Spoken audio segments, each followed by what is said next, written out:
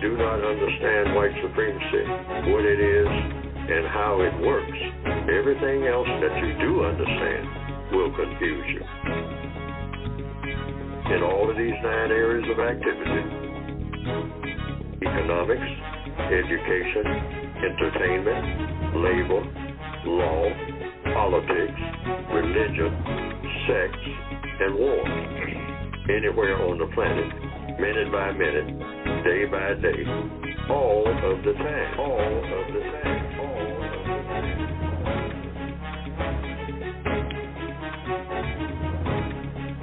Good morning, and welcome to the Counter Racist Code Show with Mr. Neely Fuller, Jr.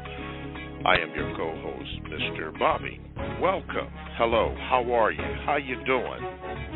All that good stuff. In a few moments, I will introduce Mr. Fuller, but this is the November the 2nd show, 2021.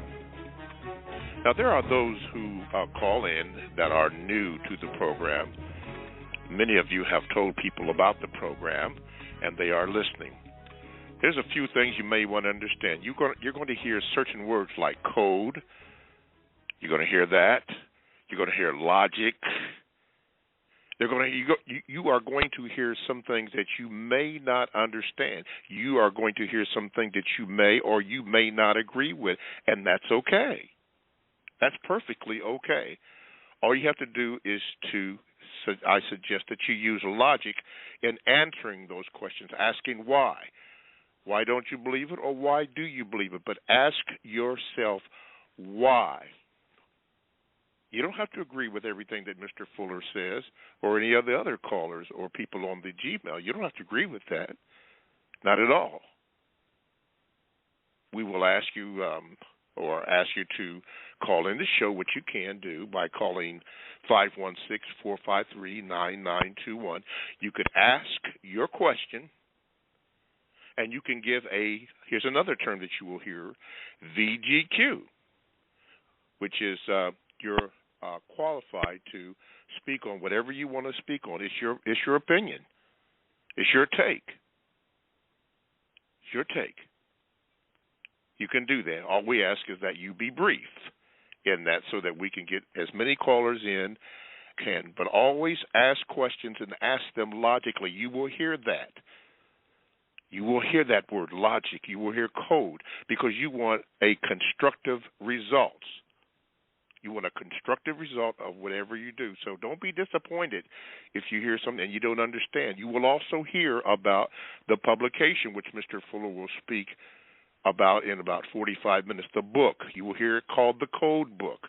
Many different names. He will explain all of that to you. And I would suggest or even encourage, please ma'am, please sir, that you might want to get that book and open it up and begin to read it. And it doesn't matter where you read it. He has got different chapters in there. And sometimes you hear the callers refer to a chapter or maybe a page. That's one of the reasons why you need to get the book and understand that. And that way it'll help you navigate yourself through, and you'll hear this term. You're a victim, a prisoner of war. You'll hear those terms. Ask yourself why. Why did he say that? You don't have to agree with that. But listen to that and suggest it. You'll find out, answer these 2 questions. Is it true or is it not true? Use logic in doing that. You can also get into the chat room, and there's some beautiful chats that are going on in there, and occasionally I will read one of those chats. And you can also Gmail me at the numero 7, Mr. Bobby, BOBBY, @gmail.com. I think I got all that out of the way. With that in mind, let me introduce to some and present to others Mr. Neely Fuller, Jr. Mr. Fuller, good morning, and how are you? Good morning. I'm still learning. You are still learning. And by the way, people, that is another phrase that you will hear often. I'm still learning. Okay, let me start off with a Gmail from last week, clean it up a little bit. This comes from Rachel. And Rachel says this to you, Mr. Fuller. She said, Mr. Fuller, what are 3 things attempted parents should sure that their offspring or springs understand about the system of white supremacy? Well, I hadn't put it in the category of three things, but I'll try to answer the question. Just understand everything about the system of white supremacy. First of all, that it exists, that there is a political and religious system that, in my opinion, is the most powerful political and religious system ever produced from the minds of the people on what we call planet Earth. The most powerful political system and the most powerful religious system among the people of planet Earth, in my opinion, is the system of white supremacy, which means dominating and mistreating people on the basis of color. There's more of that than any other type of domination or treatment or mistreatment of people, in my opinion, according to what I've seen and heard and read. And if that's either true or false. And some people say it's not true, and some people say that it is true. I'm in the category of people who say that it is true. And you try to get everyone of any age, not just young people, to think about that, at least think about it, and try to find out if it is true or if it is false. And if it is true, should they be trying to do something about it, like get rid of it, because it's an evil system? Any type of domination and mistreatment of people is evil in any form. Get rid of all of systems and a main system and a subsystem, so-called, quote unquote, that consists of anything that has to do with dominating people for the purpose of mistreating those people who are dominated, and try to make the world, this planet Earth, the type of place, and make the people in this type of place and the creatures in this type of place the type of people and creatures and things that should exist in a place that has been presented to us in a way that many possibilities can happen and become reality, depending on how things are used that are here and how people interact with each other. Now, I didn't list those things in the form of three things. I just say all areas of activity. Look at everything that people do and say, is it producing a constructive result? Just one thing, not three. Basically, you can just wrap it up in one package. When you see anyone doing anything, is that the most constructive thing that can be done by that person at that particular time, in that particular place, that produces a constructive result? Because if it's constructive activity, it will produce a constructive result. So everything is divided into constructive, non-constructive. Either something produces a constructive result or a non-constructive result. Whether it's putting thread into a needle in order to make clothing to keep somebody warm, put a button on a coat to keep someone from catching a cold. You say, does that produce a constructive result? Well, for the most part, you might say yes, depending on the circumstances and what you're doing it for and what you're keeping the person warm for. Does a drive-by shooting produce a constructive result? Some people will say yes, and then many people may look and see all the circumstances involved and say no. So it comes down to whether it did or didn't, regardless of opinion. So every move that is made by any creature or anything in the known universe will or will not produce a constructive result. And this is the only thing you really have to pass on to a person's offspring or to anyone, any group of people, any people anywhere on the planet, any time of day or night. This thing that you're doing or getting ready to do or have done. Constructive result. What was the constructive result? What will be the constructive result? That's all. That's all you need to really teach anybody. I mean, you come into a classroom. Many people are going into what you call a school sometime today, and they take their seats and they say, we're ready to learn something.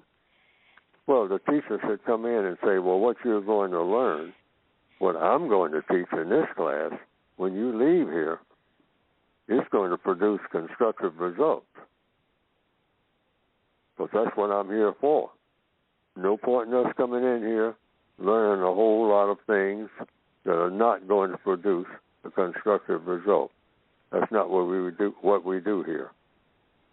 And anybody who doesn't want to learn something that will produce a constructive result, it's probably best you spend your time somewhere else other than in this classroom. Now, every teacher that goes into a classroom should come in with that position. And every person that comes into the classroom should come in with that mindset. I'm going to learn something today that when I leave here, when I take what I have learned today and put it into action, it's going to produce a constructive result. Since we're talking about younger people, a lot of young people are going to school. Okay. Yes, sir. I hope that answer produces a constructive result. Yes, sir. Okay. Let's do this. This is from Anita Mathis. It's a quick VGQ, or she says short VGQ, and a question. Her VGQ is, Mr. Fuller, she says, I've observed refined white males of the LGBTQ community discreetly flirt with non-white males like a test. These white potential racist suspects seem to understand their role in maintaining the system of white supremacy. Though other whites might not support their lifestyle, they accept their roles in controlling non-white people. My question is for Mr. Fuller is, how does the choice of non-white males pursue the white male anus as an achievement support the system of white supremacy? Thank you. Because it doesn't, there's no reason to believe it will produce a constructive result. Now, if it does produce a constructive result, I'd like to know what it is. Yeah. Yeah, what is it? Mentally, physically, or thinking about the future, or if this is what you want the future of the entire universe to be, I don't know. It's a lot of questions that come behind that. But basically, it comes down to, there's no such thing as in between. Every move that you make is either going to produce a constructive result or it's going to produce a non-constructive result. There's no such thing as in between. No neutrality there. Every move that a squirrel makes is going to produce a constructive result or a non-constructive result. Every time you bat your eyes, that's going to produce a constructive result or a non-constructive result. That's everything in the universe. No exceptions to that. That's the basic code of the universe, not Neely Fuller's code. Neely Fuller doesn't really have a code. He's trying to find out what the code should be.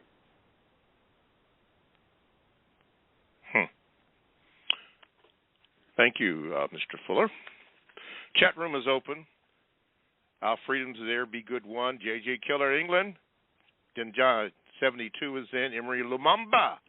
Invisible Negroes in the house. Jacoby 2 Kane 2 was first on the docket.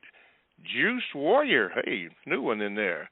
Hi, Melody. Gaddis 41. I see you're in the chat room. Purdue's 21. Rita 888 in the DMV is there. But right now, thank you, by the way, for being there. Right now, we are going to go to the callers. Now, listen, when you do call in, please, ma'am, please, sir, give the call screener your name so that I can properly introduce you. And I'll tell you right offhand, I probably will butcher it. That seems to be my usual pattern, not on purpose, but I'm asking for your forgiveness before. I have a terrible problem with names, but I'm still learning. With that in mind, last week, here he is. John Houston, you're on. Let me see if I can get you in. Okay. I think I got you in. All right, there you go, John. Grand Rising, gentlemen. And I don't know if you consider this a VGQ, Mr. Bobby, but last week, Mr. Fuller may have been, I don't know, maybe not quite understanding what I was asking as far as passing. But I'll segue to this from listening to him on Carl Nelson's show at the end of the week. There was a caller that called up that brought up B1 or Black First Movement.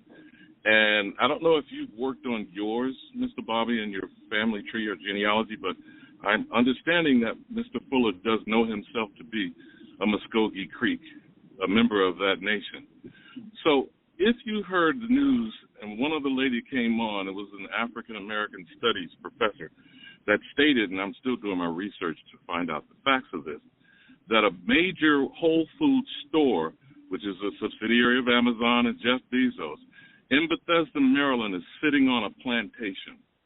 So my question is, under the context of that brother that was trying to get you, I guess, fully understand what Black First or B1 as a movement means, if we find and trace our historical family to a plantation, do you think it's a strategic move to dismantle white supremacy by staking a claim and filing a lawsuit of these corporate overlords and oppressors that have stolen and somewhat outright acquired the land that our people and our blood and labor has gone into? And I'd like to listen on hold, Mr. Bond, because I don't have another way to hear the show. But seriously, I think that is the strategic move we need to be incorporating if we're to dismantle white supremacy and to produce justice. Again, Grand Rising, gentlemen. Have a wonderful day. Thank you, John and Houston. Mr. Fuller, did you understand that question, or should we move on? I think I understand the question. Okay.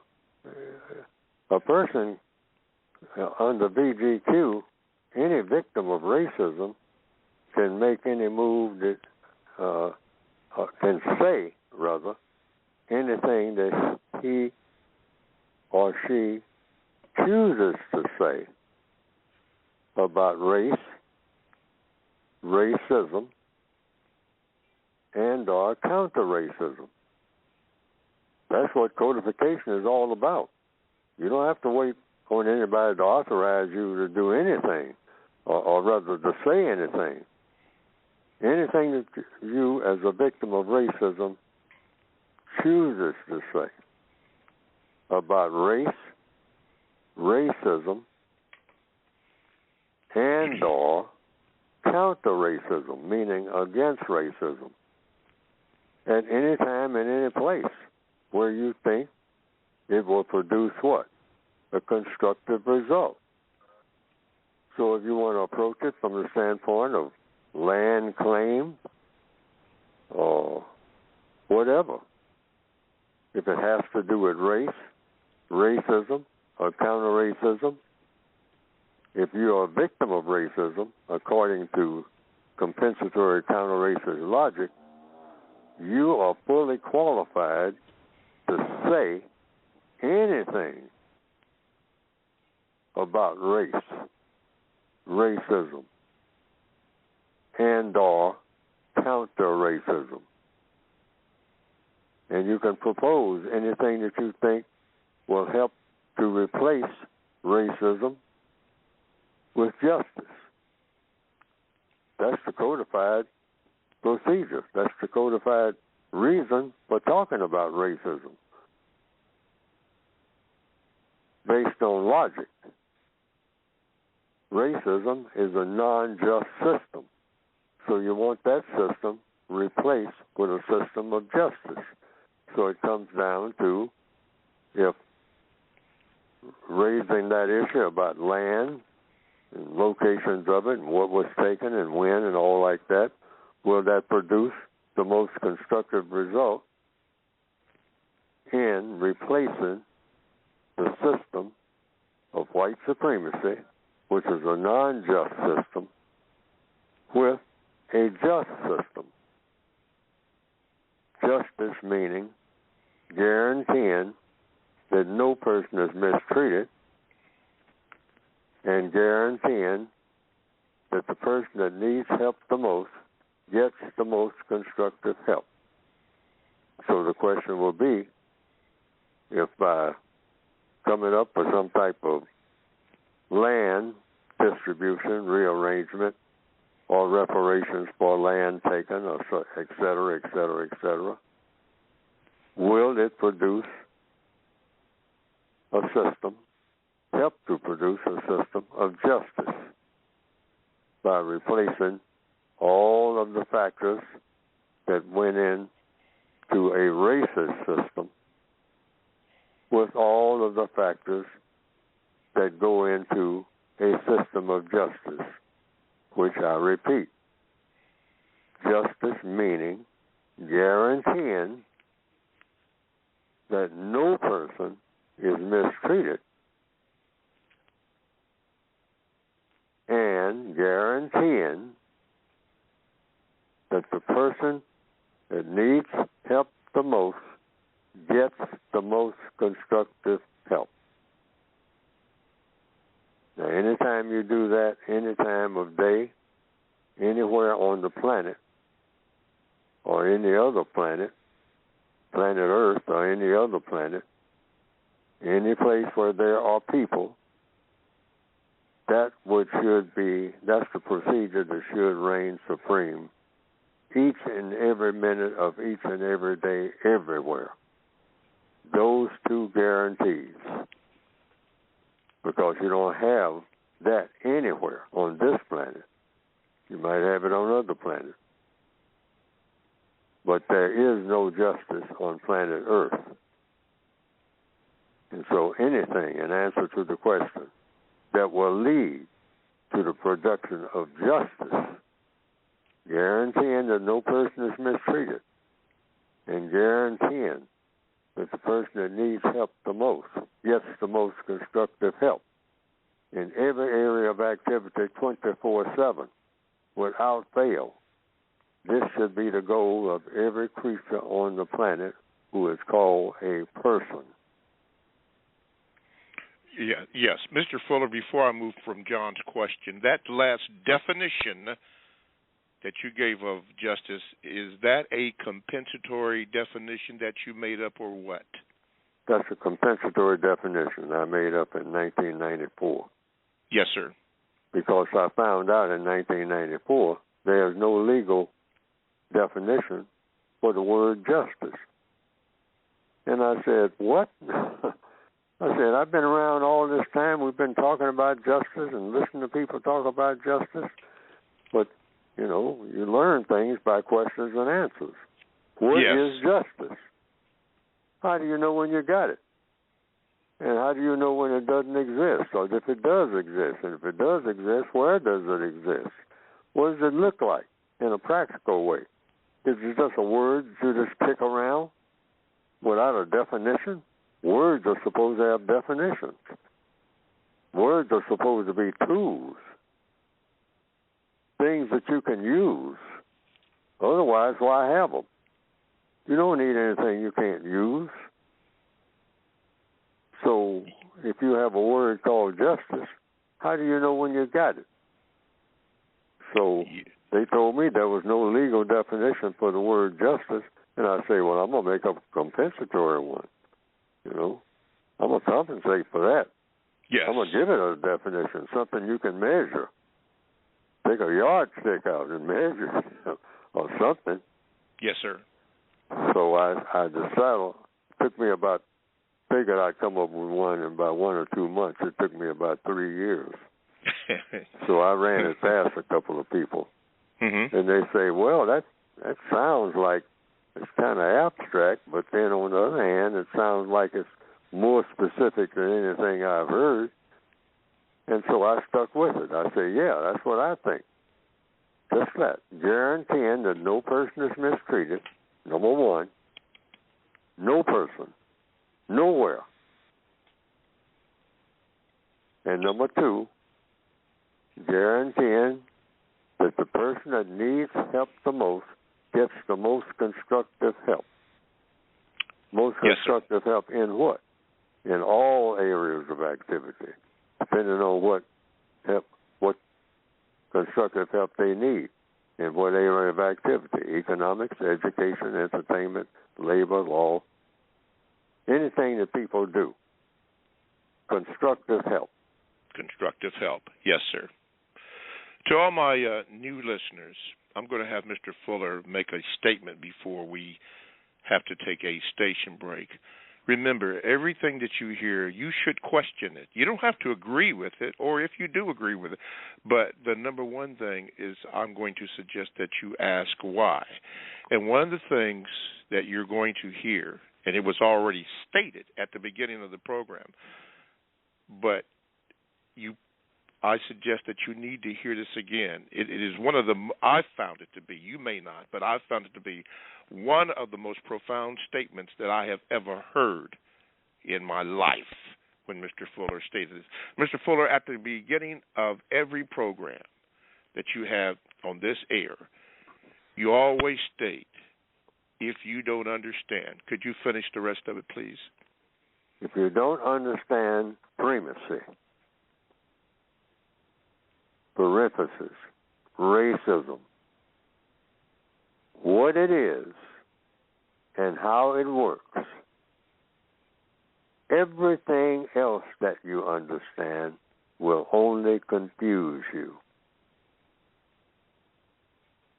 Now, I have that statement very prominent in the 2010 Word Guide and in the revised expanded edition of the basic compensatory counter-racist code. If you if you do not, to be specific, if you do not understand white supremacy, parenthesis, racism, what it is, and how it works, everything else that you understand will only confuse you. Now, I first wrote that in 1971. And I've stuck with it ever since. And I say it's the truth. Yes, sir. Thank you, Mr. Fuller. You're listening to the Counter Racist Code Show, also called the CRCS, here on Blog Talk Radio. And we thank you for your listenership and for doing that. If you would like to be a participant, you can call this number. That number is 516-453-9921. And please, ma'am, please, sir, when you do that, if you have a question or a short comment, which is called VGQ. Please make it short. Please make it short. Depress the number 1 button so that your name will come up, and hopefully I won't butcher it up. I have a tendency to do that, and I don't like to do that. You can also Gmail me at the numero 7, Mr. Bobby, BOBBY, at gmail.com. Now, I can't promise you that I will read it today, but as you can see at the beginning of the program, I do take time to try and get as many Gmails in and read as I possibly can, and I will inform you when that Gmail is going to be read, the date and the time.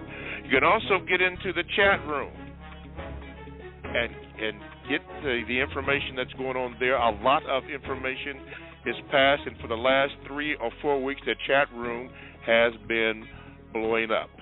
But you're listening to the Counter Racist Code Show right here on Blog Talk Radio. Let me get this business out of the way. For those of you who missed Mr. Fuller on the Carl Nelson Show, yes, you will hear me say that from time to time. Mr. Fuller will announce when he will be on that show, or it is on the web, our website at producejustice.com. You can hear the entire 2 hours interview that Mr. Fuller had with Carl Nelson. I checked it out. It's good, but it's also on our website. So make sure, if you want to hear what Mr. Fuller had to say, make sure you do that. Suggestion in reading or suggestion on suggestion that you may want to consider is the speeches by Claude Anderson on Powernomics. He goes into a lot of detail on a lot of things, historical detail about voting and all kinds of things that I didn't know. Even touched on John's question, the first caller today, and what happened and how it happened, why it happened up until now. Claude Anderson, YouTube it. Take some time away from everything else and YouTube it. Treat yourself with that. That's just a suggestion. Okay, and before we get to Ray in Dallas, Ray, get ready because I'm going to come to you in a few moments. Unknown Known had a very good question in the chat room. And I don't know if you could answer this, Mr. Fuller, or would you, but I thought it was a very profound question. It was said, how do you file lawsuits against white supremacists in this system of racism, white supremacy? I thought that was a very good question. You care to take that on, Mr. Fuller, before we go to Ray? Yes, I can. How you file a lawsuit against white supremacy is, I guess, I would say if I was going to do it, I would find out how to file a lawsuit against white supremacy. I would just find that out. That's the first step. You find out how to do something by finding out what the procedure is for doing it. Like you would anything. Yes. Counter-racist codification is just about basic logic. And basic logic is what? Questions and answers. I mean, you ask someone, can I file a lawsuit against the system of white supremacy? Is that possible to do? And what's the procedure for doing it? Because maybe I want to do it. If that's what I want to do, there's got to be a procedure for doing it. And if there's not a procedure for doing it, can I inaugurate one? In other words, invent one.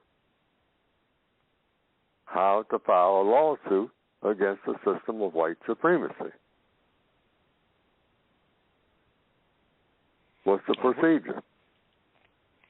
All right. Procedure for doing everything. And if it doesn't exist, you bring it into existence. That's the compensatory way. That's what the word compensation means. Yes, sir. Thank you, Mr. Coming up with something that's missing. You have something missing, you find out what it is that should be there that is missing, and you invent it. That's how inventions are made. So I'd like to invent a way of getting over that mountain without having to climb it. I'd like to fly over it. So you invent something called an airplane or balloon or something like that. That's a compensatory action. Yes, sir. Making up for what's missing. Thank you very much, Mr. Fuller. Justice Warrior. I've been on Claude Anderson for a while. I just didn't mention him, but he and others are just outstanding. But I am going to do this. Mr. Fuller, Justice Warrior indicated that it says Mr. Fuller and Dr. Anderson did a few lectures together a few years ago. And you never mentioned that to me or brought up his name, but I wasn't aware of that you and he did a lecture a few years ago. Did you recall that, Mr. Fuller? I don't recall that at all. I recall being in the presence of Mr. Claude Anderson and hearing one of his presentations on one occasion. And other than that, I never spoke to him or anything. I was just in the audience listening. Okay, then I'm going to take it that I misunderstood Justice Warrior. Okay, Justice Warrior, I'm going to take that one. My bad. I thought you meant that they did lectures together, but that's okay. That's okay. Forgive me if I messed up. Ray, Dallas, you're in the house. Here you go, Ray. Yes, I have two very concise questions if time permits. Number one, Mr. Fuller, do the white supremacists need to have any conversations with non-white people in order to stop the practice of white supremacy? Can you ask that again? Because I want to make sure I understood that question. Yes, sir.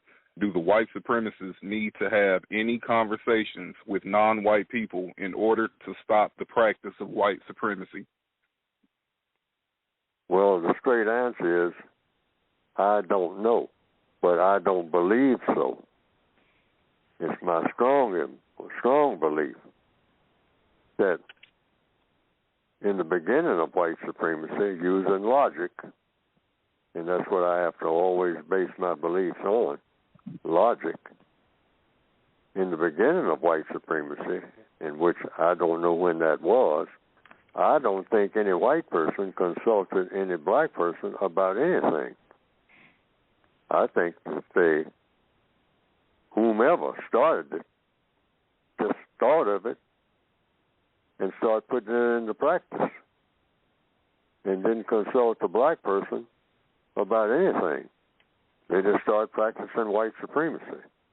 So using logic, I don't think any white person, in order to replace the system of white supremacy with the system of justice, needs to consult black people about how to do that either, based on logic. In other words, if I start something without anybody's permission, I know how to stop it without anybody's permission. That's the logic. Just an opinion. Okay. What's your second question, Ray? Yes, sir. Mr. Fuller, how often do you speak to white people about white supremacy, whether initiated or not? Oh, I guess I speak to white people about white supremacy every time I speak to anybody on the air. If it's not a one-on-one conversation, if like on this podcast, on the radio, or in an open forum, I'm always speaking to the white supremacists because the white supremacists are always aware of what everybody is doing who is classified as non-white, if it has any significance at all that will be called to the attention of the white supremacists. And it is my opinion, based on what I've seen as evidence, that the white supremacists always want to know what their victims are doing or what their victims are thinking. Just like any gangster organization.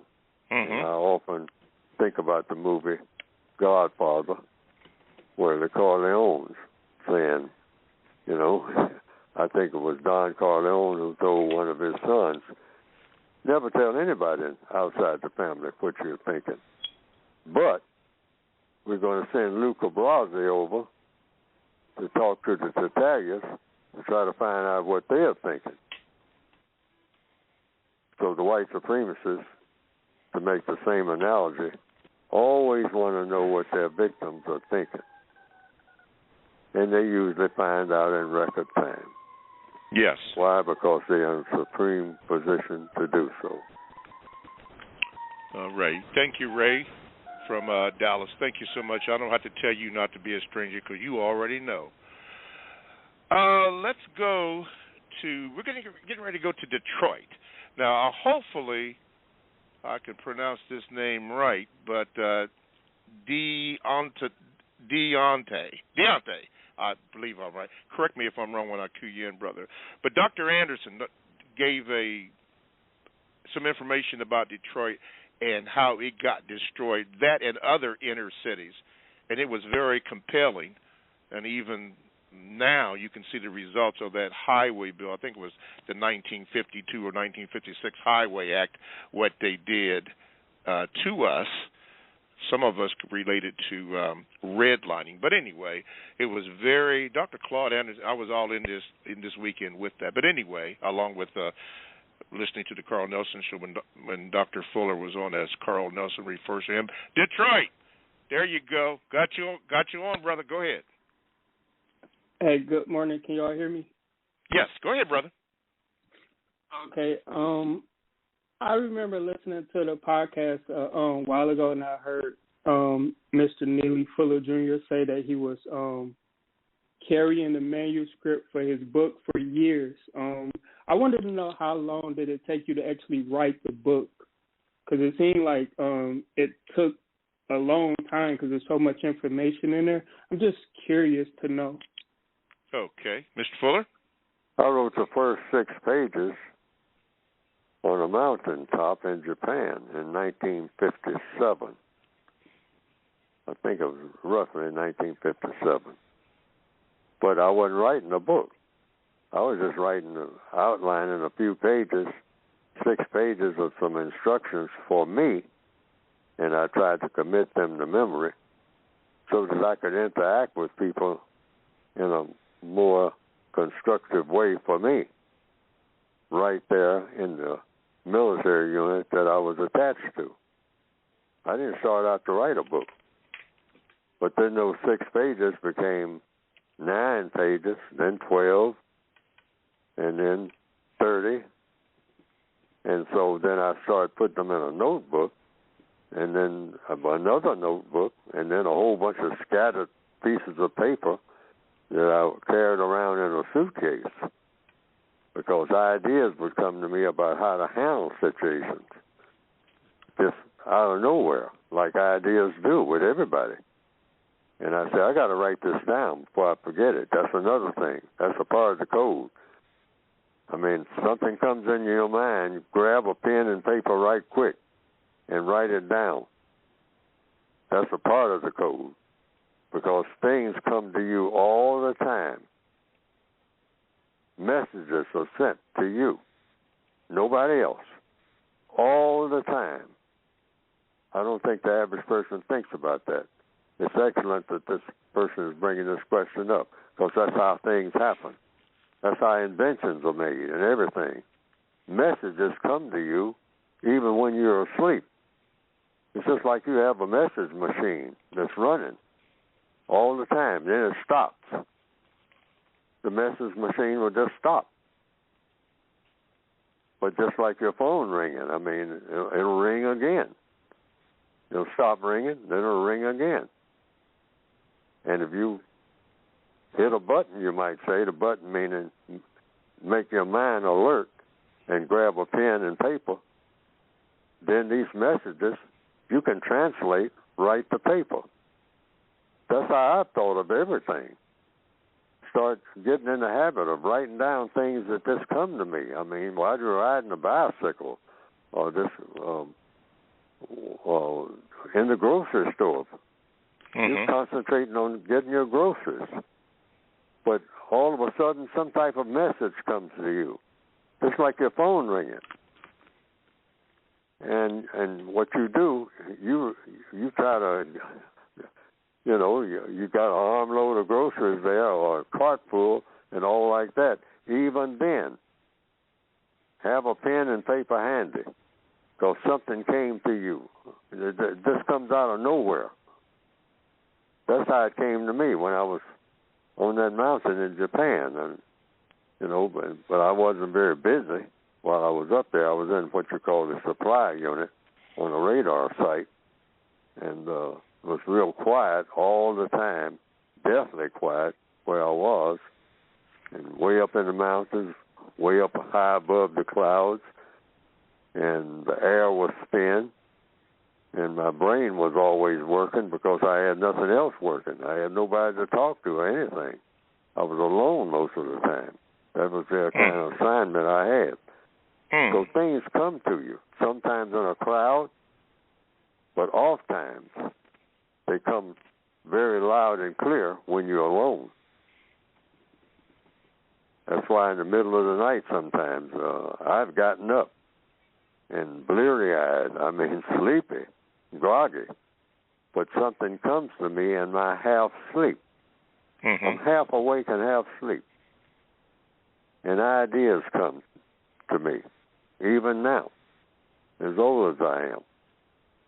And I do that. I get up and write them down, because in the morning you try to recall it, but many times you won't. You say, I was thinking of something last night, half dreaming, but I can't remember what it was. And I think that happens to everybody. Yes. So this question is very important, because this is true, I believe, of everybody on the planet.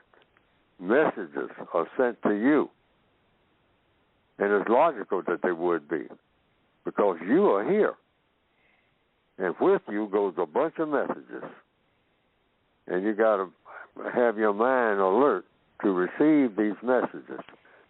You've heard people say, and I've said it, something came to me.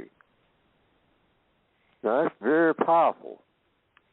Something just came to me, or something came to me last night, or something came to me last week. I was thinking about this. I was thinking about this last week. And then I stopped thinking about it, but it just came back. And I think it's important, this thing that I was thinking. Yes, it may be. It may not be, but then it may be.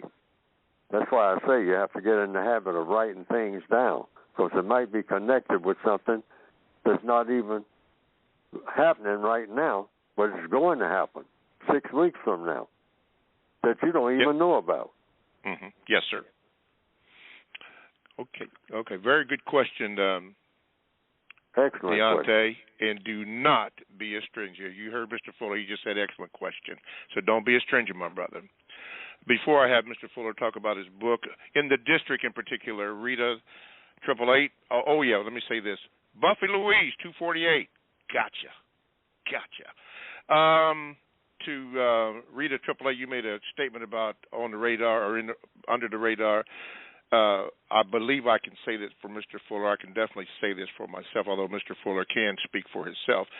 But I believe that Mr. Fuller, me, you, and all the people in particular that are in the chat, we're on their radar because they watch us. They watch us all the time.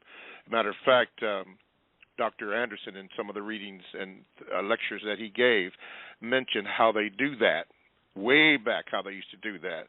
Yeah, especially when he gave a definition of what an Uncle Tom is. Yeah, it's not what you think. He had another name for that. But they always watching. On the street, they call it a snitch. They call it snitching. Who do you go tell? You already know. But Rita, I believe I'm being watched all the time, but I don't care. I don't care. Let them watch. They can do anything anytime they want to, and you and I both know that. Anyway, know this. Mr. Fuller, you wrote this book, and Deontay did ask about that. You carried it around. Now you have it in 3 publications. Speak about your book for the next few moments, Mr. Fuller, for those that don't know about this. Yes, I called it one of the very best of one of the worst written counter-racist documents in existence. I don't think I'm an excellent writer at all by any means, and I think that anybody that does writing will immediately become aware of that, trying to read what I write. But I did the best I could with what I had at this point. But I wrote the book with the intention of coming up with a formula or a code that the individual person can use, I say, to first weave their way day by day through whatever problems they have that's directly or indirectly connected with the system of racism, to weave their way through it and ultimately to triumph over it. Not just keep putting up with it, but actually knock down all the obstacles in your way, along the way, with the intention, ultimately, of replacing the entire system with the system of justice. The entire system of what? With the system of white supremacy, the most powerful political and religious system among the people of planet Earth ever invented. Now, that's what the book is supposed to be about. I wrote the book with the intention of replacing this system. I say that we need a code. The white supremacists have a well put together code that they rigidly follow. That's why they're successful. The most successful political and religious operation ever invented in the minds of people, in my opinion. And I think my opinion is based on evidence. I could be in error, but I don't think so. I haven't seen any evidence that I am in error.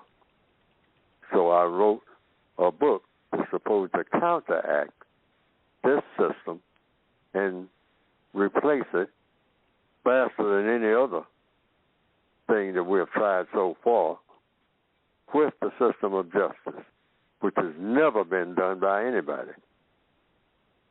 Justice does not exist anywhere on the planet. You can't have justice and the system of white supremacy on the same planet at the same time. It doesn't work. Which means what? Guaranteeing that no person is mistreated and guaranteeing that the person that needs help the most gets the most constructive help all of the time without fail. And that's what I wrote the book with the intention of producing. And you can get it by going to Produce Justice, which is what we're supposed to be trying to do on the planet, logically speaking. ProduceJustice.com. Go to ProduceJustice.com, and the books can be ordered through that website according to the instructions given. Yes, sir. All righty. Thank you very much, Mr. Fuller. For those of you that may be not old enough to remember, but we had a brother here named Namo X, and he was the first brother that introduced me to some things that how we were being watched, and he mentioned, and there are some people on this that are listening that know this term, COINTELPRO. I believe it was launched by the FBI and what they did to infiltrate the group, the Black Panthers and so forth, and other groups. Those are just, that is just one of the things that is known, but there are certainly others that are unknown. But yeah, we're being watched and heard all the time, more than what we ever know. But you don't have to be afraid of that. You just have to understand that, as it's been stated in this program and many times in other programs, that we are in the system of white supremacy, the only government on the entire planet. Now, if you don't believe that, then logically think about that and say what it is. Say what you think it is. One world government. That's what it is. Okay, we are coming to the end of the program, or the first hour, because we have 2 hours on this stream.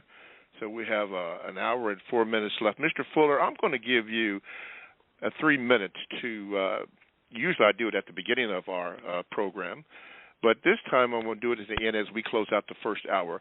So you may take it away with anything that was on your mind, especially since you said that things come to you sometimes in the wee hours of the morning. Go ahead, Mr. Fuller, please.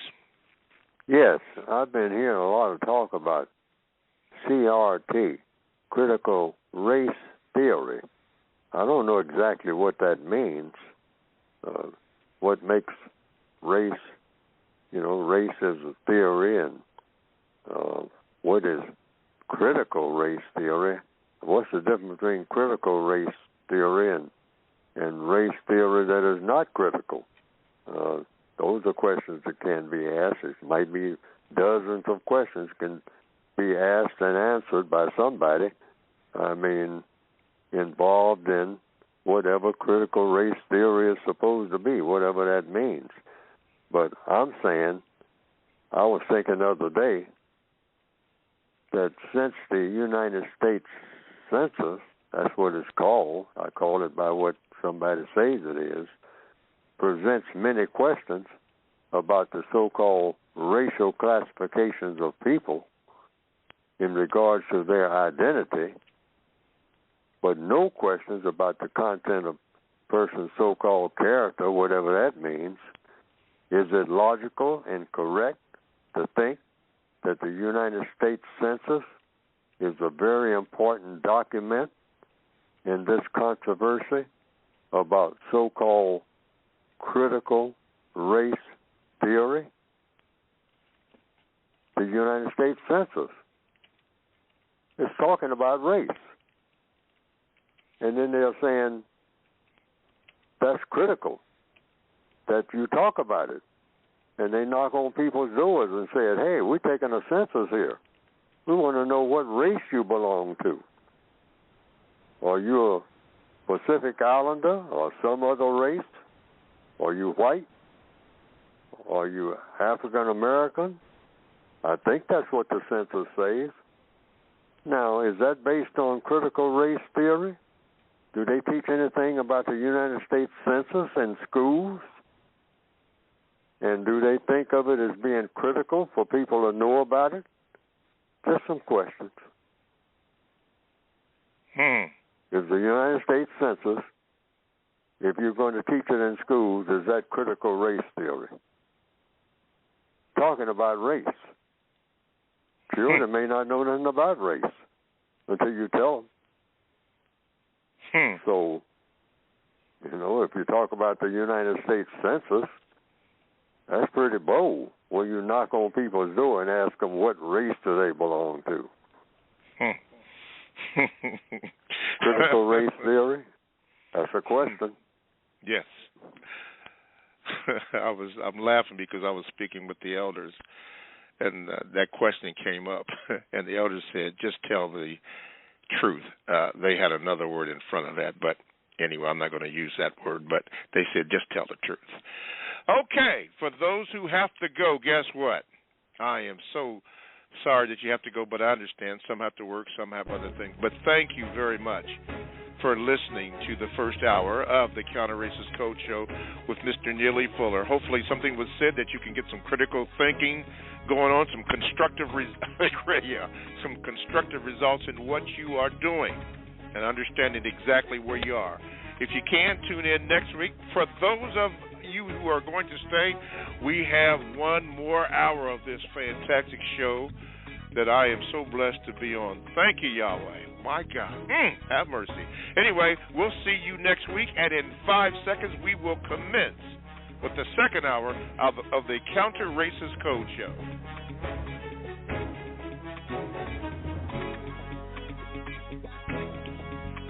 Good morning, and welcome to the second hour of the Counter-Racist Code Show here on blogtalkradio.com, where you can go. Chat room is open. You can get right in there and do your thing. You can also Gmail me at the numero 7, Mr. Bobby, Bobby, or you can call this number, 516-453-9921. Now, why would you call that number? To get in touch with Mr. Neely Fuller, Jr. And when you do, please press the number 1 button so that you can be heard So you don't have to ask, can you be heard? If I cue you in, you can be heard and ask your question. I will ask that you be brief, though, please, especially if you have two questions, which I would like it if you only ask one, but sometimes you may want to ask two. But be brief. And then a VGQ. For those of you who are new to the program, you're going to hear terms that you may not have heard before. Ask yourself logically, what do they mean? You will hear this, that all questions are solved through the process of questions and answers. You're going to hear a lot of terms that you may not be familiar with. You're going to hear some things that you may not agree with it, and that's okay. You don't have to. But logically, think about that and ask yourself, why is it not true or why is it true? You want to think. You're going to hear the word code. Code. A man must have a code. We must operate in the code. You're going to hear a lot of things, but whatever you hear, make sure that you think about it and ask questions about it so that you can do what? Learn. And that's another thing you will hear Mr. Fuller says, that he's still learning. As a matter of fact, we all are. Still learning. Okay, going to the phone calls. Marcus. Got a Marcus in the great state of New York. Go ahead, Marcus. You're in there. Go ahead. Good morning, Mr. Bobby. Good morning, Mr. Fuller. Good morning, sir. Okay. How should we be thinking about the term, quote, the American dream, end quote, from a codified perspective? Ask what it is to whomever you're talking to. If whomever uses the term.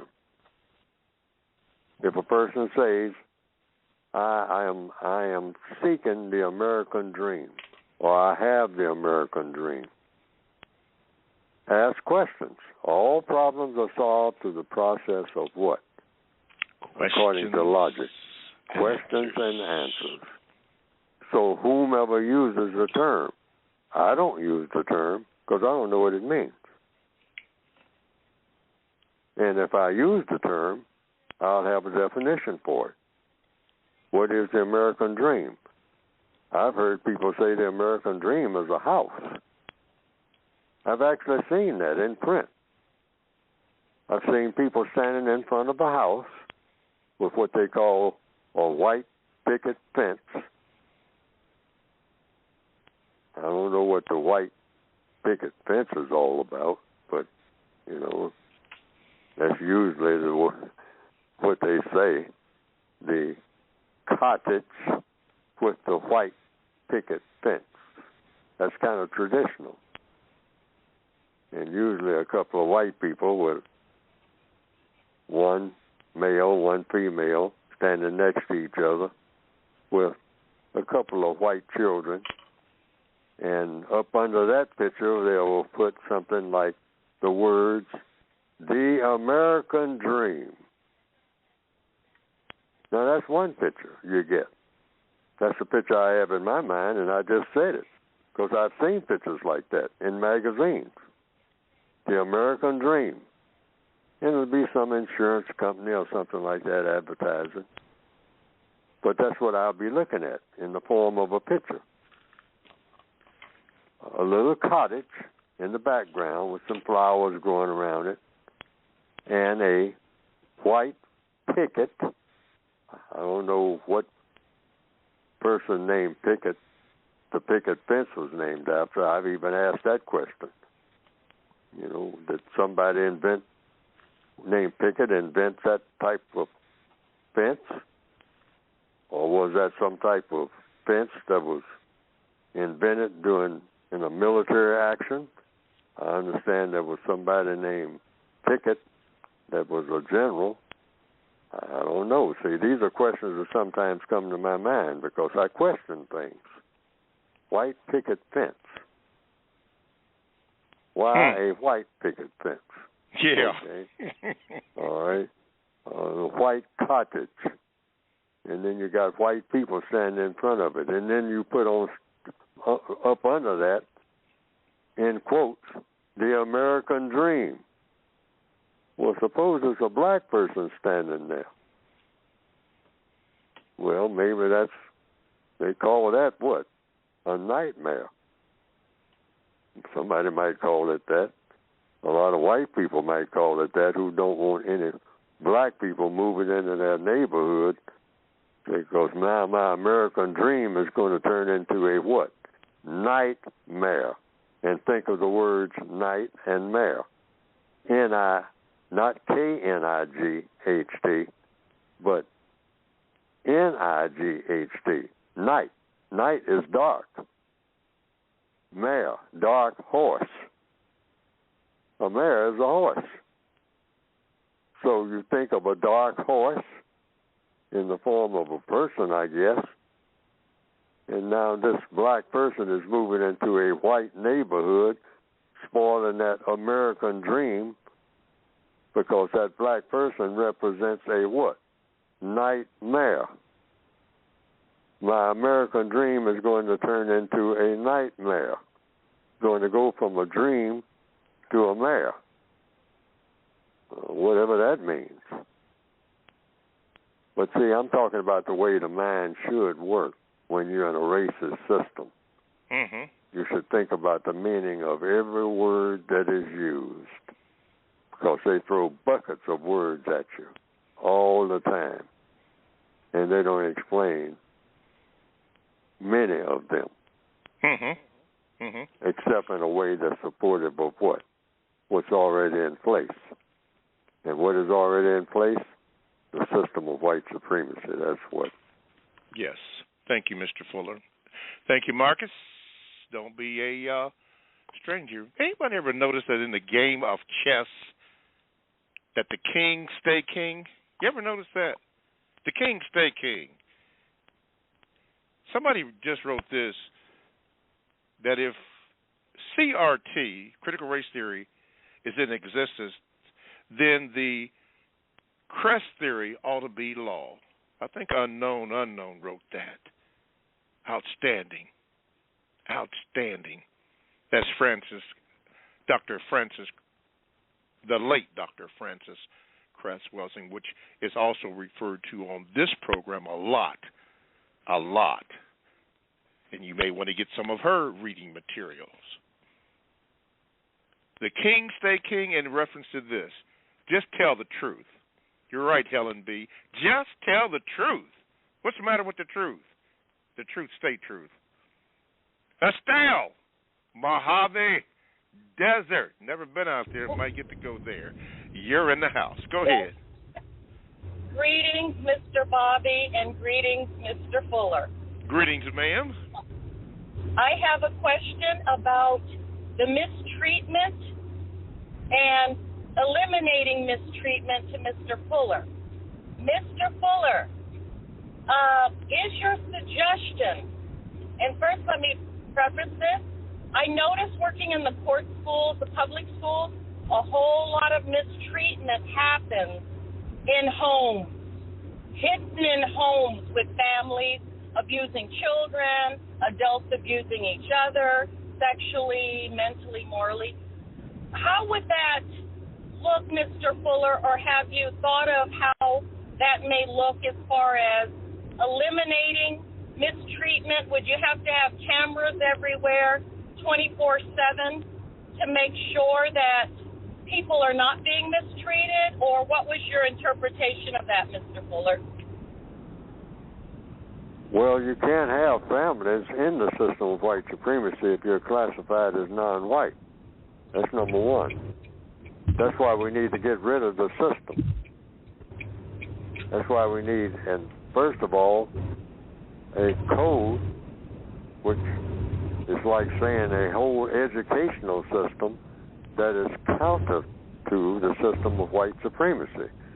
And you start with anybody that you talk to. You say that we need a code. Code for what? For replacing the system of white supremacy with the system of justice.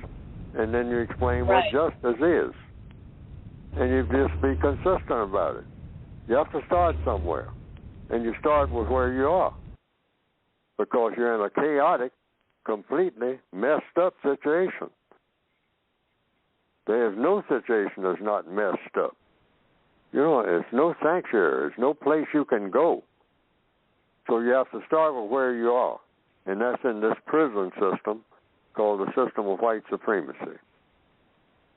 And the victims of white supremacy, which are the non-white people of the entire planet, are just a bunch of prisoners milling around in the prison yard, and they have no power except to talk to each other about what is going on. And what is going on is the prison system is going on. That's the only show in town. The prison system called what? The system of white supremacy. It's a POW camp, the whole thing. And everybody classified as non-white comes under that system as a prisoner of war. And that includes the young people and the old people. So as prisoners of war, you should be doing what prisoners of war do, or should be doing, and that is trying to not be prisoners of war. By doing what? Evolving a code by which they can dismantle the prison, not break out of it.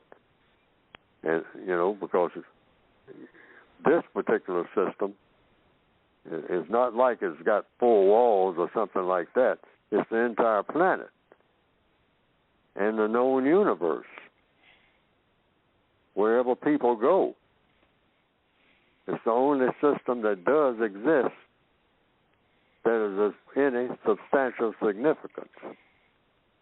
So you dismantle the system, dismantle the prison itself, and replace it with something that's not a prison called justice, a world of justice, guaranteeing that no person is mistreated and guaranteeing that the person that needs help the most gets the most constructive help. And within what you call a household, you say to the people in that household that we're going to try to the best of our ability to not mistreat each other and to guarantee that everybody who needs help the most at whatever time, 6 people in this house, the person, the baby that falls out of the chair, everybody stops what they're doing, or somebody, and sees to it that the baby is put back in the chair and that any injuries that occurred are repaired. And that's it. But now it's going to be very difficult to do that in the system of white supremacy, because the system of white supremacy wants all types of things to happen in wherever non-white people are that shouldn't happen. Yes, sir. They have to do that. Yes. So in answer to the question, you do the best you can by concentrating on, is anybody being mistreated? And is everybody getting the most constructive help that they can get with what little things we can get hold of in our control in this prison system? Because if you've ever been in a prison cell or heard about them or seen them on TV and whatnot, you got very little to work with. But you work with what you have. Very little. As best you can. Estelle from the Mojave Desert, don't be a stranger. Chatters, very proud of you. Helen B. 69, that straw man you're talking about? Yeah. Yeah, you've been given a government name and this so-called straw man, birth certificate and all that stuff. Listen, be very, very careful, all the chatters, because they are clever, and we know who they are, to use tools to distract us. We must stay focused on producing justice, because these things are out there, and a lot of them are real, but we have to stay focused on producing a constructive result in what we are doing. But the straw man, yes. My researcher and I and a few others, we've been in that.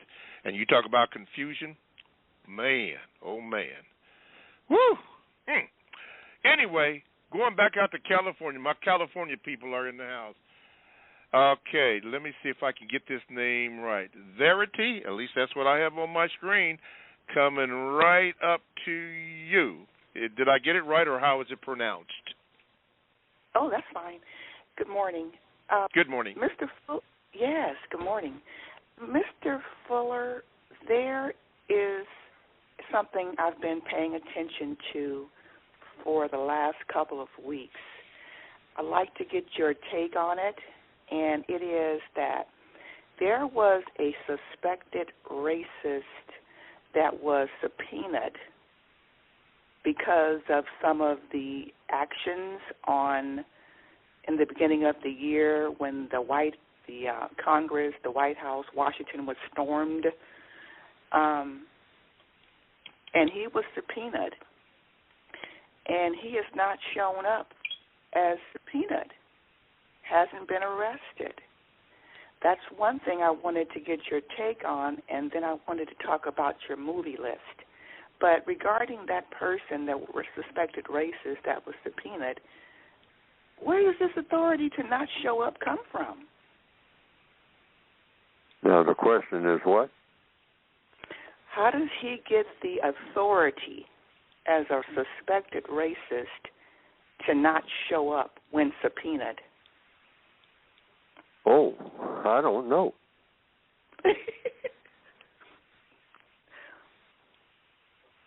But in a system of white supremacy, anything that white supremacists do is to support the system of white supremacy. That's what makes a white supremacist. You can't be a white supremacist and you're not supporting white supremacy. So the white supremacists think that they have authority to do anything that they want to do, period. That's why they use the word supreme. We do what we please. And all you people of color do what we tell you to do. That's white supremacy. Well, what about the white people? What about the white people that subpoenaed him? Oh, white people do argue among themselves now about a lot of things. They fight. They knock down, drag out. They kill each other. You see that. White people kill each other. They had what you call civil wars where they killed each other by the bushel. About what? How are you going to handle the help? The help being what? People like Neely Fuller, dark-skinned people. They have what they call civil wars. But think about that. Nothing civil about a war. There's no such thing as a civilized war. How can a war be civilized? For what they call, the definition of war, I've been in it. Nothing civilized about it. I don't see nothing happening that was civil. When I was moving around in those mountains in North Korea in 1951 with a rifle and a helmet. And everything going on around me was very, very, very, very uncivil. Whatever civil means. Mr. Fuller, I'm going through your movie list, and I am having an interesting time doing so. What is credible? Hello? Yeah, go ahead. I'm sorry. Yeah, I'm having an interesting time going through your movie list. It is amazing.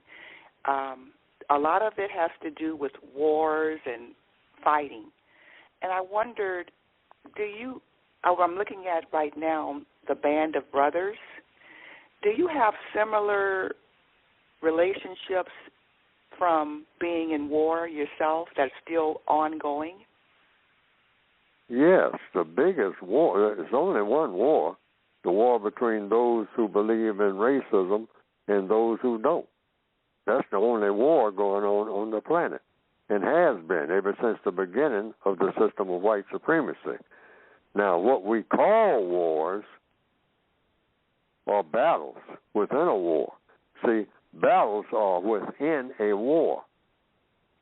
But they call World War I, World War II, the Peloponnesian War. You got all kinds of things that are called war. But since the beginning of white supremacy, according to compensatory counter-racist logic, there's only one war. That's the war between those who believe in white supremacy and those who don't. And everything going on within that, including black people killing each other, including black people that's killing each other in what you call the hood, is a part of a war. The war between those who believe in white supremacy and those who don't. And this is types of, everything that happens in that war happens because of the war. So the whole idea is to get rid of that war and have a thing called peace, but you can't have peace without justice. And that's the equation. Truth plus justice plus correctness equals peace. And you have a lot of falsehood. You definitely don't have justice. And you don't have correctness because you don't have justice among the people and creatures of this planet. Because of what? That war called the system of white supremacy. The war to dominate and mistreat people of color. That's the only war going on the planet. And everything else are just direct or indirect battles, including black males and black females not being able to get along, which they're not going to. Not the way that they should. Because you can't have justice and white supremacy on the same planet at the same time. It doesn't work. Absolutely. And that includes right down to just a black male and a black female. You're not going to have the type of relationship you should have. I don't care how hard you try. Why? The system of white supremacy will not let it. That's Absolutely. Why. Absolutely. Won't let it. Absolutely. I agree with you, Mr. Fuller. Absolutely will not permit it. Why won't it permit it, Mr. Fuller? Because it's bad for business. There what you business? go. Yeah, the business of white supremacy. It's a gangster operation. Gangsters don't want peace. Not if they're, gangsters thrive on being gangsters. Like the movie I have on that list, Key Largo. Johnny Rocco says, hey, I like being a gangster. That's what I want. They said, well, will you ever get enough being a gangster? He said, no, I never have. I guess I never will.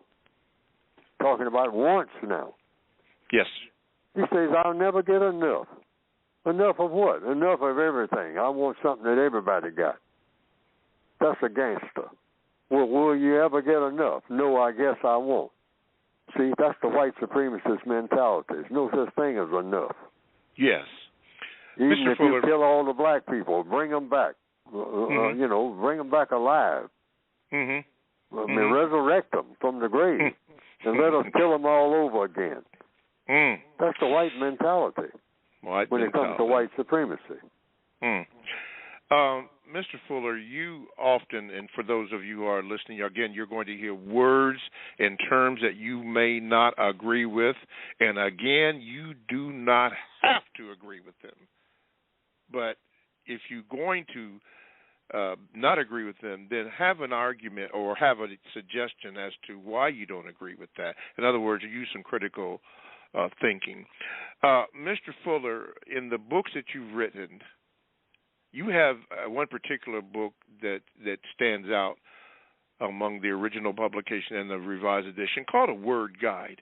And I've heard this question many times. In fact, it has been asked on this question, this program many times. But could you briefly, before we take a break, explain the importance of words and your word guide? Well, that's what we're using now. Like someone mentioned, the American dream. I think I mentioned it. And what is it? What is an American? That's number one. Yeah. I haven't found that out yet. But I'm saying I came up with it and put it in the word guide, what I think that black people, the way that black people should use the term American. Now, American is a person. That's number one. It's not a place. If it was a place, you couldn't add to it or subtract from it. But what they call America as a place, it wasn't always the same. At one time, America was just what it started out to be. It was in the form of a person named Amerigo. Yes. Who was a writer. Yeah, Vespucci, I think. Now, you say you believe in America, and then you're going to say you believe in Amerigo? Well, how do you believe in Amerigo? Amerigo was a journalist, I understand. Mm-hmm. A fellow who just went around writing books. So you say America is a book writer or a journalist. Anybody who is an American is a journalist. You can say that because that's where the word came from. But later on, they say that, oh, no, it's not a person named who is a writer. That's not America. That's not, no. Okay, well, you're telling me what it's not. Well, what is it? Well, it's a place. Well, what kind of place? Oh, it's a place where people believe in a certain lifestyle. Oh, it's a place where if people are in this place, they believe in a lifestyle. See, I've heard people describe America as being all kinds of things. So I have it in the code book. The only logical thing to call America is not a place, but it is a person. You can't have an American without having a person. That's an American. And an American is a person that does what? Practices justice. So that's what's in the compensatory counter-racist codified word guide that I have written. An American is a person that practices justice.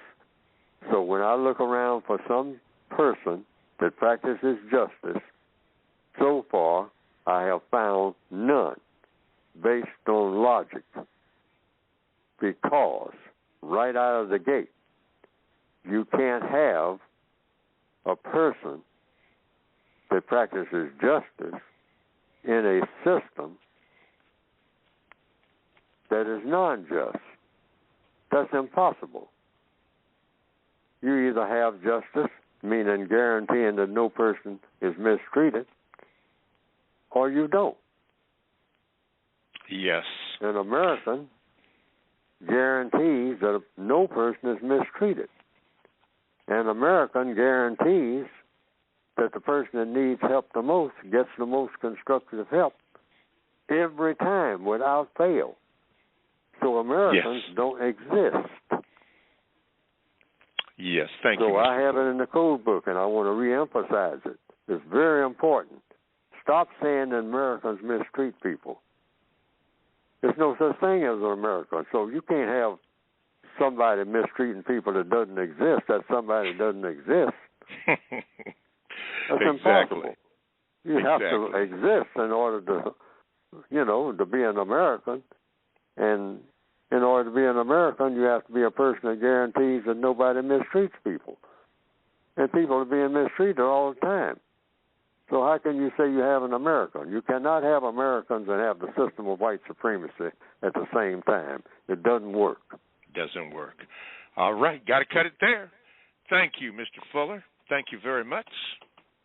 On the other side of the break, we're going to have Ryan and maybe a little discussion. You've been listening to and are listening to the Counter Racist Code Show with Mr. Neely Fuller Jr. I am your co-host, Mr. Bobby, and I thank Yahweh for the opportunity to do this. Thank you. And we thank you for listening, and we thank you for your questions. We love it that you're in the chat room and discussing things. It's all good. Listen, to call in the show like Ryan from Buffalo has done, just call this number, 516-453-9921. You can listen to the show and learn, or you can have a question. If you do, press the number 1 button, and hopefully you will be heard. You can also Gmail me at the numeral 7, Mr. Bobby, BOBBY, @gmail.com. It will not be read today, I don't think. They'll give it to me. But anyway, you can do that, but at some point in time it will be read. And I will give you the date and time or as I ask the question to Mr. Fuller and he responds to it so that you can hear that.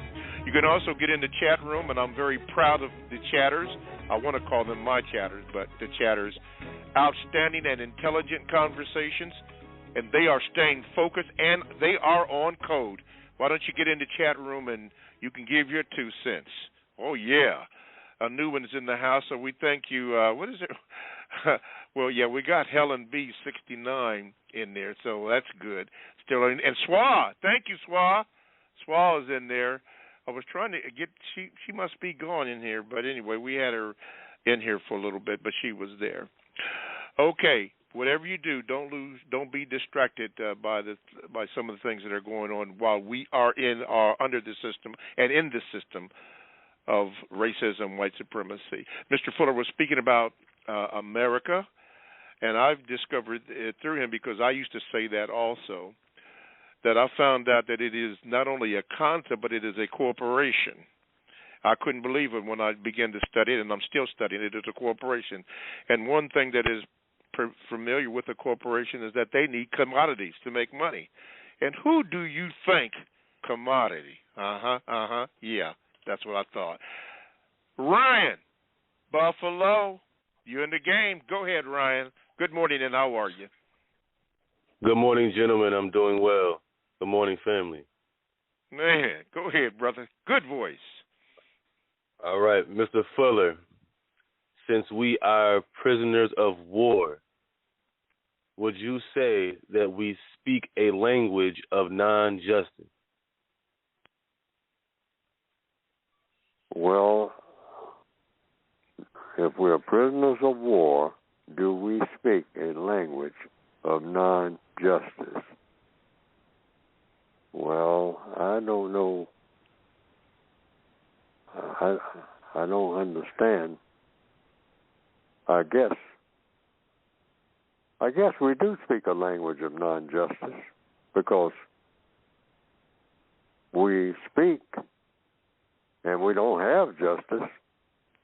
So in thinking about it, and I only thought about it when you asked the question, logically speaking, I'm trying to follow the logic now.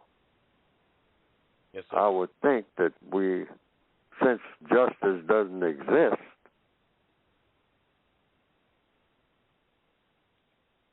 that the language that we do speak has not produced justice so far. So I can say, logically speaking, that everything that we have said, we meaning the people who speak languages, people speak all kinds of languages all over the world, but none of these languages have resulted in justice being in existence on this planet. In answer to the question, I would say, logically speaking, following the logic, we do not speak the language of justice, which means we do speak the language of non-justice. Meaning what? We speak a language that has not guaranteed that people are not mistreated. And we speak a language that has not guaranteed that people who need help the most gets the most constructive help.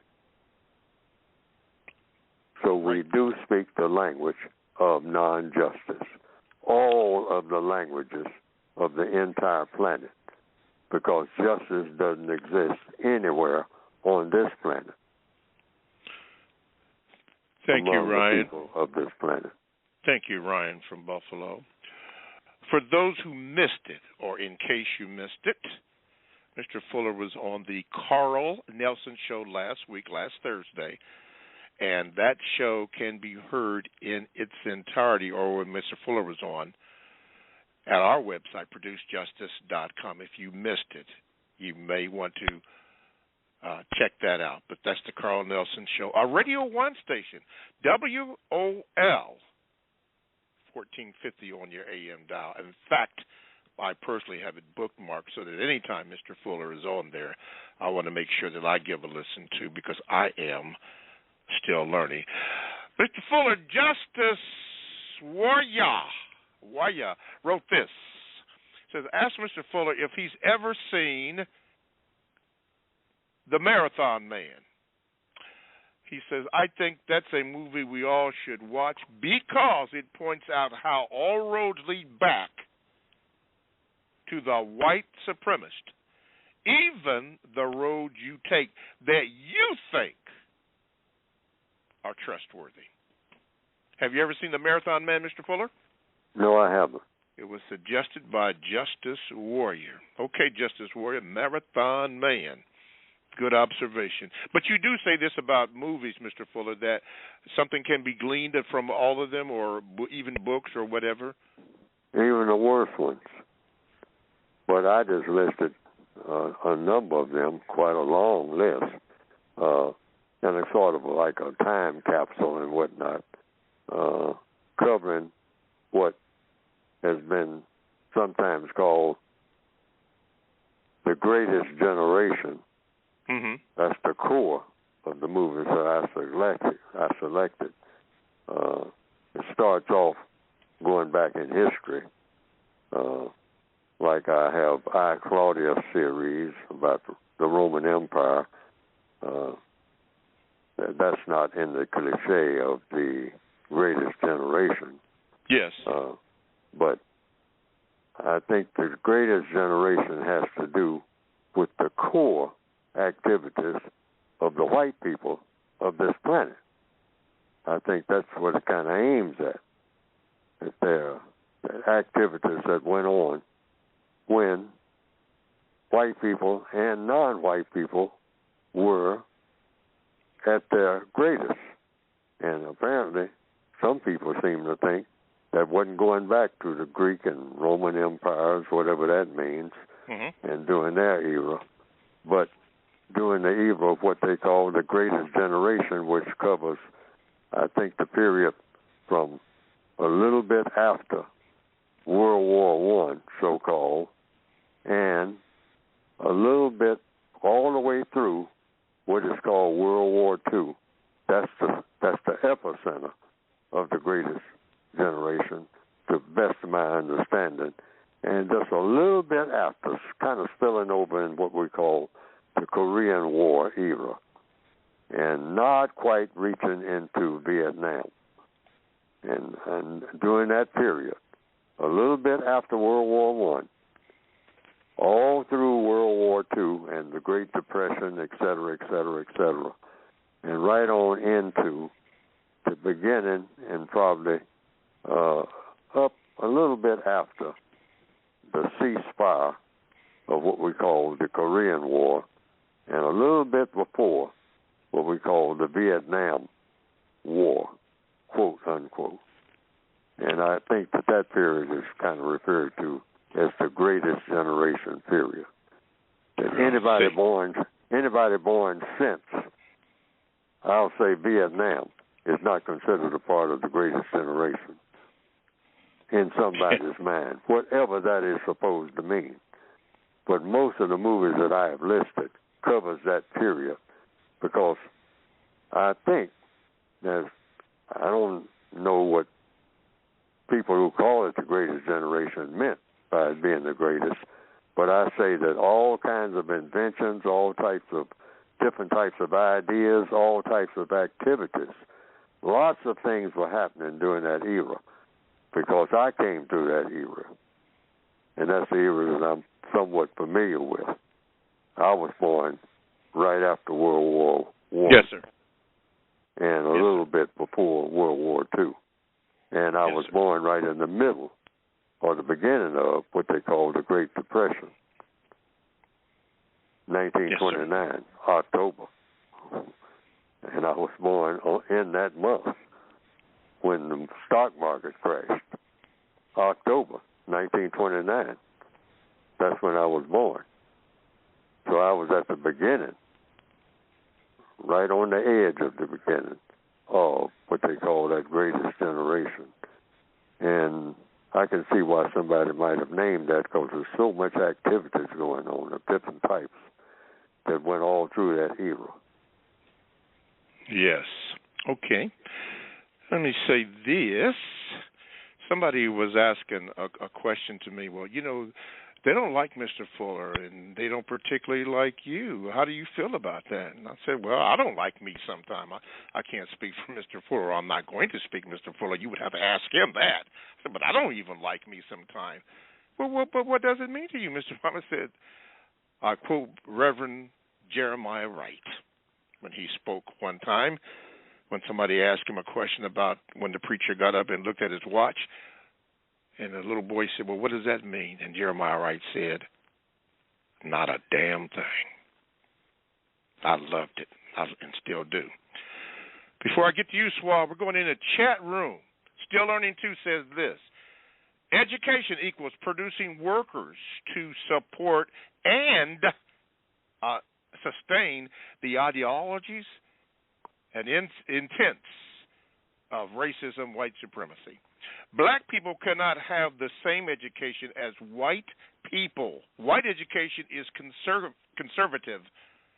Black education needs, he wrote in capital letters, needs to be revolutionary.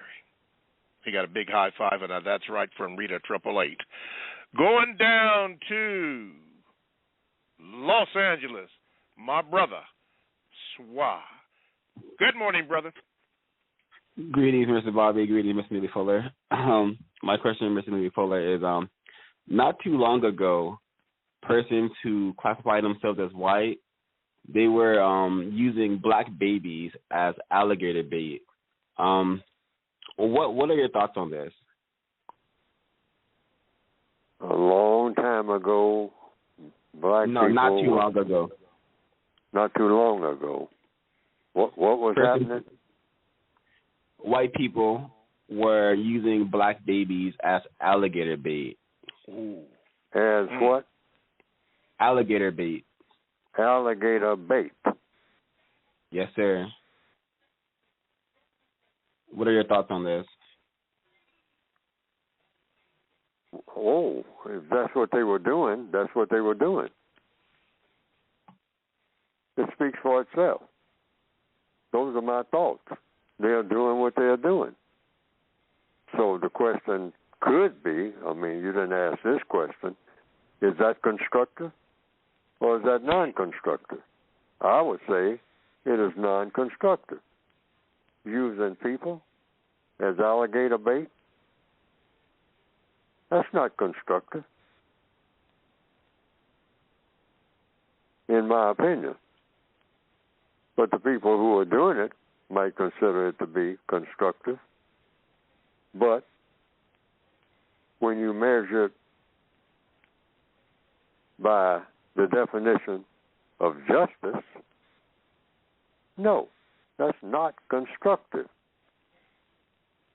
If that's the question. Constructive, non-constructive. What do I think about? Anything that's non-constructive? Anything that's non-constructive is non-constructive. That's what I think about things that are non-constructive. Mm-hmm. Using people as alligator bait is not in the constructive category. People are not supposed to be used as alligator bait, period. Yes. Thank you, Mr. Fuller. It's not the just thing to do. Mm-hmm. Thank you, Mr. Fuller. Thank you, Swa. And I know you're also in the chat room. I will say this, Swa. I have read that which you had just stated about babies, black babies being used as alligator bait. And I have read where black pregnant women were hung up in between two trees and their babies cut out of their stomachs and used as alligator bait. I've not seen that personally, but I've heard stories to that effect, and I believe those stories to be true.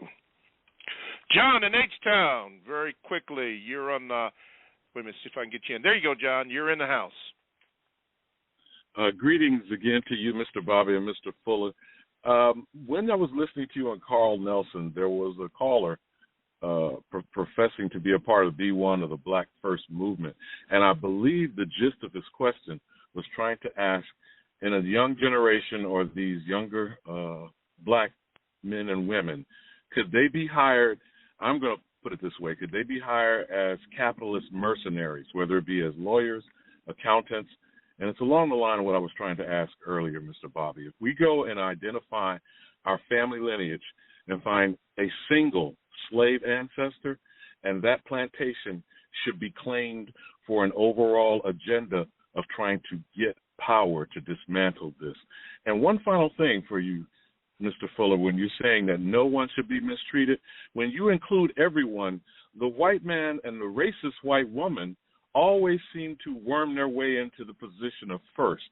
So how is it you're going to make sure they're not mistreated while the people they've continued to mistreat for centuries get the collective, as you said, most constructive assistance for their mistreatment historically?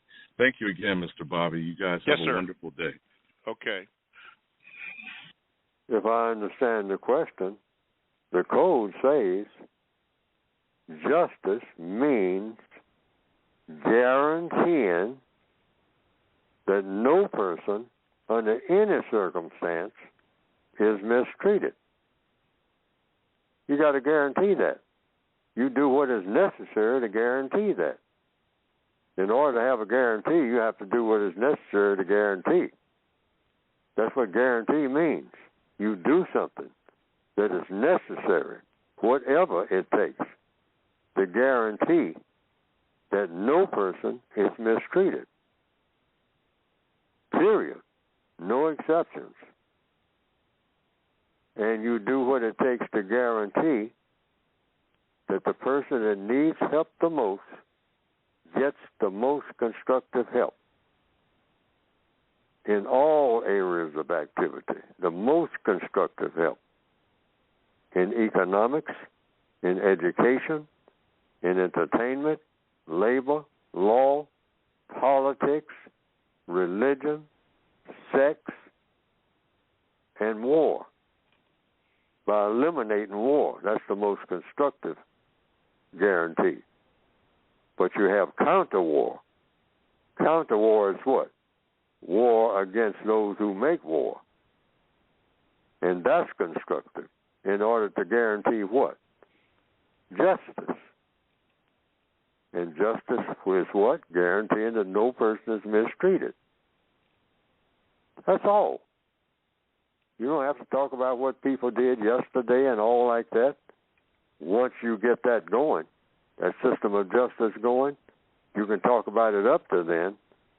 But after you get the system of justice going, you say, hey, from here on in, we can't erase the past. And we're not going to. We're going to keep that in mind. But we're not going to be that stuff like we're not going to do what we've been doing. From here on in, we're going to guarantee that nobody is treated. Period. You say, yeah, but I'm kind of thinking about going back to mistreating people. Well, you can think about it all you want to, but it ain't going to happen. All right? Yeah, you can think what you want to, but we're going to guarantee that it doesn't happen because we're going to have justice from here on in. Nobody's going to be mistreated.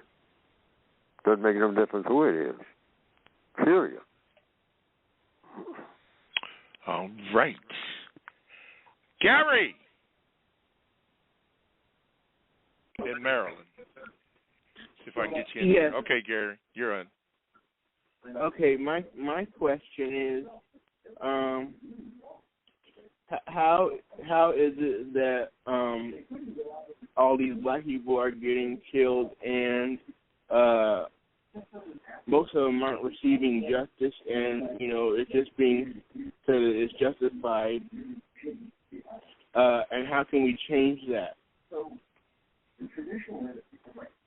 By replacing the system of white supremacy with the system of justice, and you do that through a code. And what is a code?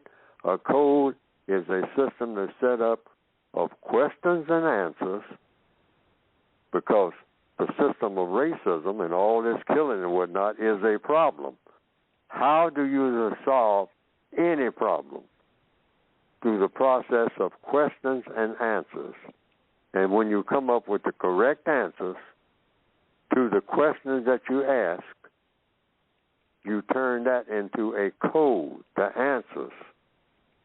And whatever those answers are has to do with things that you do, things that you don't do, and the things that you do and the things that you don't do is a code for producing what? Constructive results. So you do whatever it takes to produce a constructive result of, first of all, eliminating, because you're not going to solve any of these problems of black people killing black people and none like that, without eliminating what is causing that. And that's the system of white supremacy itself, because it's set up to cause black people to kill each other. And as long as you have the system of white supremacy, you're going to have black people killing each other. I don't care what you do. Why? Because the system that you're in is designed to cause that. Cause black people to even think that way. Black people, you first of all, before you do anything, you usually think about it. Black people are not running around killing each other without thinking about it. You better believe they think about it, because they very carefully choose the people that they kill. Mm-hmm. Has anybody noticed that? Has anybody noticed that? Talk to him, Mr. Fuller. Woo! Yeah, we got a code called the Code of the Hood, the Ghetto Hood, the Ghetto Code. And that is, you be careful who you kill. And the first thing you be careful about is you check out what color that person is going to be before you do any killing. You know what's good for you. Oh, man. I'm not even going to say it. Wow. Mr. I'm telling it like it is. Yeah, you did. You dropped a bomb. Look, we got about 5 minutes. So you know what I'm going to do? Past tense, we're going to have you talk about your book. We got to do it. Talk about that book, especially to those who are new to the program. Mr. Fuller is getting ready to talk about this wonderful book. Go ahead, Mr. Fuller. You can get the book by going to producejustice.com. And that's the name of the website, producejustice.com. It was given that name because that's the name that's appropriate for what we're trying to produce on the website. That's the one thing that is missing. It's called the compensatory counter-racist code. Why is it compensatory? Because the word compensation means you're making up for something that doesn't exist. Every time you walk, you're walking to make up for where you're not already arrived. That's why you walk. You say, you're walking. Where are you walking? I'm walking to the grocery store. Well, why is it that you're walking to the grocery store? Because that's the only means I have of getting to the grocery store. Oh, so walking is a compensatory act. Yes, it is. Well, why is it compensatory? Because it's making up for me not being at the store. In order for me to get to the store, I got to walk, because I don't have a bicycle or a scooter or nothing. I don't have a car. If I had a car, there's no place to park. You know, I just have enough money for groceries, so I got to walk 3 blocks to the grocery store and get the things that I want. but I can't get there except by walking. So compensatory action is action that I take. Now, this textbook is the compensatory action that each person takes to do what? To end the system of white supremacy and replace it with what? Because when you move something, the law of compensation says you should replace it with something. You shouldn't move something unless you're going to replace it with something better, even if it's no more than you're going to move that tray off the table so that you can put something else there. You say, well, I'm not going to put nothing else there. Well, still it's a compensatory act because there's a reason why you're not going to put nothing else there, and that is because you don't want nothing else on that table. Yeah. Yeah, so that's a compensatory act. So a compensatory counter-racist code, which is what the book is that I have written, is what you do as an individual person each and every day that, if it's codified the way it ought to be, will help you to replace the system of white supremacy with the system of justice and help you to do it as an individual person without having to check with anybody. You just check with what's in the book and do what the book instructs you to do. And if everybody does that, or most people do it on the planet, the equation is, under the law of compensation, the system of white supremacy will disappear. Now you got to work on this thing called justice, and that's a whole new thing. And that is guaranteeing that no person is mistreated and guaranteeing that the person that needs help the most gets the most constructive help. You can get this book by going to producejustice.com. Thank you, Mr. Fuller. Well, guess what, people? We have come to just about the end of the program. Let me give a shout-out to a new person, as I say that people are joining all the time. Freedom Culture! Gotcha! Thank you for your listenership. But thank all my other listeners and chatters. Man, I'm going to tell you, you really blew up today. You really blew up today. New people, don't forget, you don't have to agree with everything here. And no, just you give your opinion. Don't but agree be with nothing. Go ahead. I'm sorry, Mr. Fuller, go ahead. Yes, don't agree with anything until it makes sense to you. And do that with anything that you see or hear the rest of the time you're on the planet. Don't agree with it unless you see where it's going to produce a constructive result. And know what that constructive result is. Yes, sir. And that's all we're trying to offer it on this program. And that's through the book that can help you out by going to producejustice.com. Thank you for listening. Thank you for tuning in. Thank you for all the calls. Thank you, producers. Everybody in the chat room, listen, I've made so many mistakes today, but guess what? I'm still learning. I'm trying to do better. Mr. Fuller, you get the final word. Go ahead. The final word is me, too. I make mistakes. Right. And always watch for the mistakes and don't make mistakes. We will try to do better and hopefully do this again next week, Lord willing. Please, Lord, please be willing. Thank you again for calling. Thank you, producers. Thank you, everybody. Everybody have a wonderful week and produce justice. All right.